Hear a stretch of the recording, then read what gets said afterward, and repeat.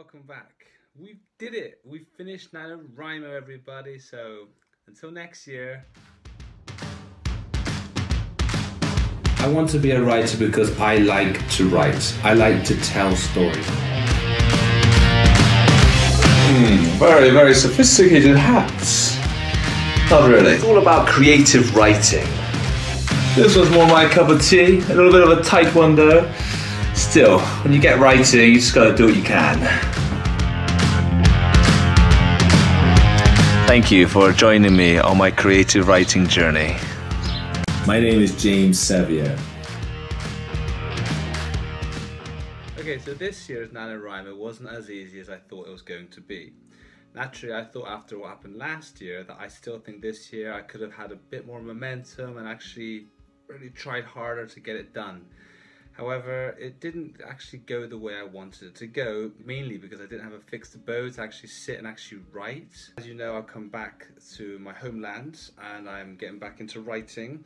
I've actually moved into the neighbourhood I'm going to call home for the next couple of years. I'm really excited. I set it all up. It's got my posters, it's got my whole setup around here.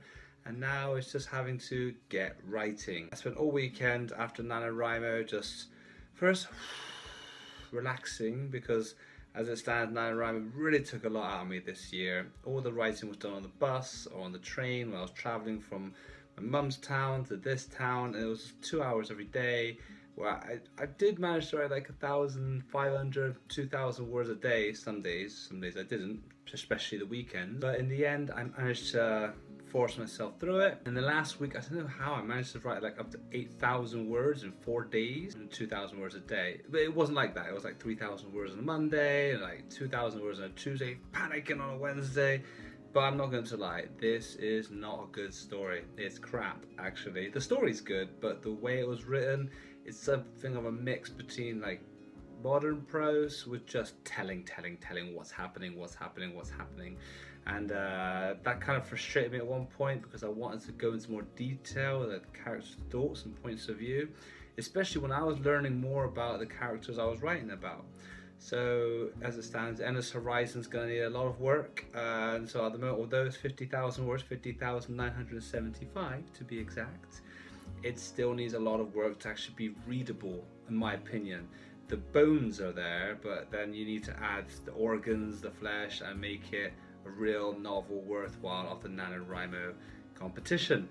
So I finished it though. 1 month, 50,000 words.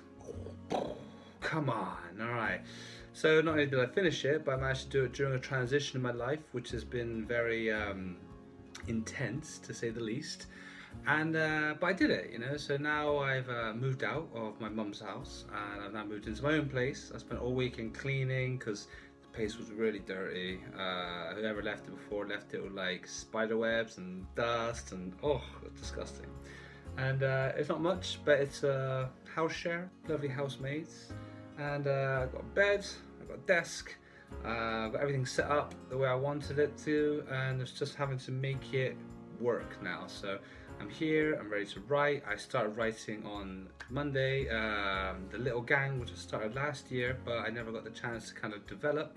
So this is actually me testing out the first perspective point of view, because the recent story, the Endless Horizon, was in third point of view limited, but yeah, it was not good. I mean, it was, but like I said, because I had to rush it, I couldn't really get into details. Kind of always the same movements they were doing. It's like reading mannequins, you know, reading like Thunderbirds or something, and I couldn't really own the skill. Whereas this first perspective point of view, which I'm doing now, I'm focusing really on 3 main characters. You got your Pascal, Matthias, and Sophie, and you get to go into more detail behind their motivations and their thoughts and their psychology. It's actually quite amazing because I've actually found some work I did last year about these characters, and when I printed it off today, the information was really quite impressive. The backstory that every character had. So it's good to have a foundation. I got a good basis of what they were doing, who they were, and I've got a psychological report on each one of them and what are their motivations. I was really impressed. I'll show you. So Of course, this is the end now. The endless horizon is now over. So now at the back, I'm working on the new story, which is called The Little Gang. So actually, I made these pictures. This is from like the internet. Vanessa Hudgens, an actress who I actually cast as Pascal. It's not her, but it's going to be like had loads of history, loads of information, and again, loads of psychological reports. I don't know. I found this off website, obviously, and then of course with psychological background information, you really get into the characters. There's more psychological analysis. There's Matthias, the other character, Matthias Cordova, who's actually based off a real person, but I still found these pictures of an actor to play him in the book. Psychological report, as well as Sophie Sepulveda, and of course I've got another actress as well, just pictures of her and what she would look like in the story. So I kind of relay my books as if they were movies. And it's interesting because when you have more of a psychological background behind each character and the motivation and history, you can really go into the first point of view.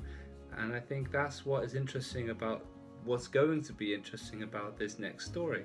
So keep your eyes peeled. That's the next story I'm working on.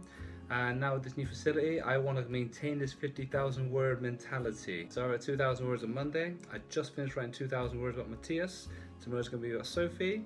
And I'm going to keep on working like that until I develop more of a story, which actually is about a dystopian environment they're living in, which will involve them, the teenagers, to becoming heroes in their own world. It's an interesting storyline, science fiction, dystopian, very much Hunger Games kind of fantasy, but we'll see how that develops.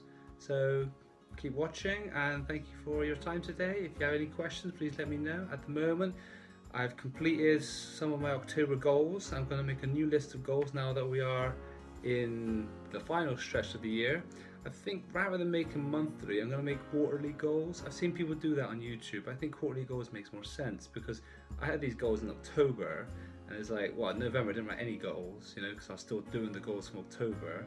And now we're in December, man. Now we're leading up to Christmas. So season's greetings. Everyone get your Christmas lights on, Christmas tree on. Again, thank you for watching. Please subscribe, and don't forget that it's very important to get writing. Get on the computer, handwriting, whatever gets you to write. It's important that you feel comfortable. You must always follow your dreams and be positive at whatever you're doing in life. What makes you different makes you unique. So good luck with that. I heard a very nice phrase today about what is success. Success is the progressive realization of a worthy goal. And I believe writing is a worthy goal. Every day, step by step, work towards that goal. Whatever you're doing, it's going to become something magical. So keep writing. Good night.